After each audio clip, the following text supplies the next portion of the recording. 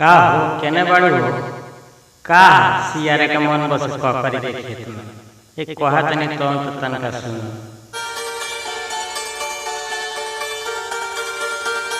ई वाली संदा BMB music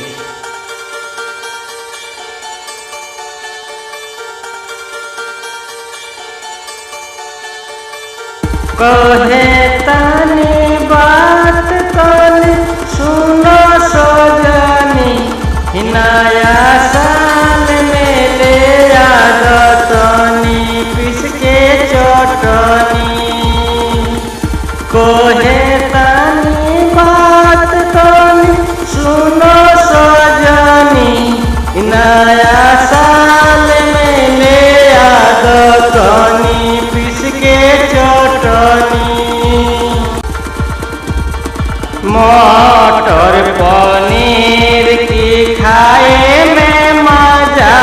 I मटर पुलाव की खाए में मजा आई ऊपर से तना की चटनी की रही कोहे तनी बात सुनो सजनी नया साल में ले आदया की पिस के चटनी साल में ले आद की पिस के चटनी